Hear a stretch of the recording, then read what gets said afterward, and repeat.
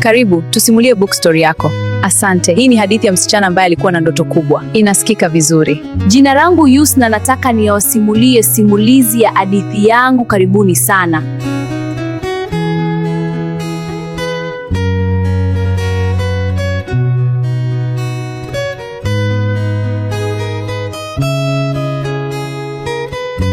Je, uko tayari kuuza nafsi yako kwa ajili ya mabilioni yanayoweza kugeuka kuwa laana? Kutana na Yusna, binti mrembo aliyekataa umaskini kwa gharama yoyote. Katika ulimwengu huu, hakuna chakula cha bure, na Yusna alijifunza hilo kwa namna ya kutisha zaidi. Kuanzia maisha ya dhiki ya kulala njaa, hadi kumiliki jumba la kifahari na duka maarufu la Yusna Shop, safari yake imegubikwa na siri nzito inayolindwa na kiumbe cha ajabu, nyoka wa mali. Katika simulizi hii ya kusisimua na ya kweli, utaona jinsi tamaa inavyoweza kumfanya mtoto amtoe kafara mzazi wake kwa ajili ya umaarufu. Utasikia sauti za usiku zinazomtesa tajiri huyu ndani ya kuta za dhahabu, na utajua kwa nini kila tone la utajiri wa Yusna lina harufu ya damu. Huu si utajiri wa kawaida, huu ni mkataba wa kuzimu. Sikiliza mkasa huu wa kusisimua mwanzo hadi mwisho hapa Book Story. Ujionee mwenyewe ikiwa mabilioni ya Yusna yana thamani ya amani ya moyo wake.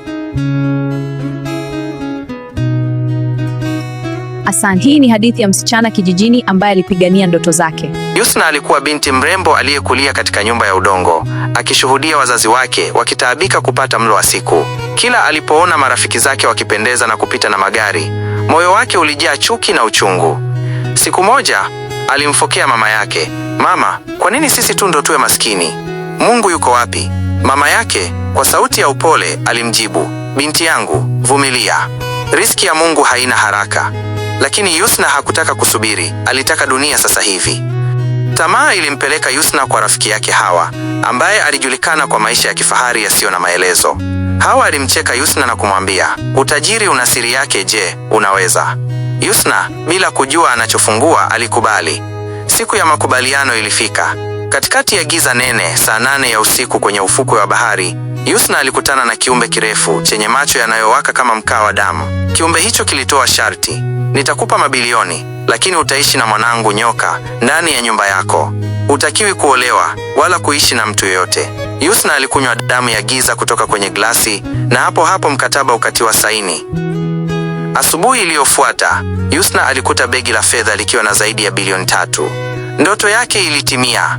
Alijenga jumba la kifahari ambalo halijawahi kuonekana, lenye walinzi na bustani za ajabu.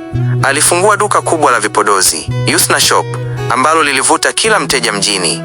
Alionekana kwenye mitandao akipika vyakula vya gharama, akiishi maisha ya malkia na kuendesha magari ya kifahari. Lakini ndani ya jumba hilo kulikuwa na chumba kimoja ambacho hakuna mfanyakazi aliruhusiwa kuingia, chumba cha nyoka wa mali. Utajiri ulipoanza kupungua kasi, Yusna alihitaji mafuta mengine. Kiumbe cha giza kilimtokea na kumwambia, "Nahitaji kafara." Yusna alimtoa baba yake mzazi. Wiki moja baadaye, baba yake alifariki ghafla. Yusna alilia msibani, akijifanya ana uchungu, huku ndani akijua ni yeye aliyemuuza baba yake kwa ajili ya mabilioni mapya. Hata alipojaribu kutoa sadaka kwa ombaomba barabarani, kiumbe hicho kilimkataza. Yusna alipoasi na kutoa pesa, yule ombaomba aligongwa na gari na kufa pale pale. Kifo kikawa kivuli chake. Yusna alitaka kuwa bilionea wa kimataifa. Alihitaji umaarufu uliopitiliza. Alirudi kwa yule kiumbe, naye akamwambia, "Kafara hii itakuwa ya mwisho na kubwa." Siku hiyo, Yusna aliporudi nyumbani, alikuta hali ya hewa ni nzito. Alikwenda kwenye kile chumba cha siri, akamkuta yule nyoka akiwa ametulia. Lakini pembeni ya nyoka huyo, kulikuwa na kichwa cha mama yake mzazi, kikiwa kimetenganishwa na mwili. Yusna hakulia, badala yake alianza kucheka kicheko cha kichaa, huku akizungukwa na marundo ya fedha yaliyotokea ghafla. Leo hii Yusna anafanyiwa mahojiano kwenye vituo vikubwa vya TV. Waandishi wanamuuliza, "Siri yako ni nini, Yusna?" Yeye hutabasamu na kusema, "Ni juhudi na kumtegemea Mungu." Lakini usiku anapolala peke yake kwenye jumba lile, anasikia sauti za wazazi wake zikimlilia.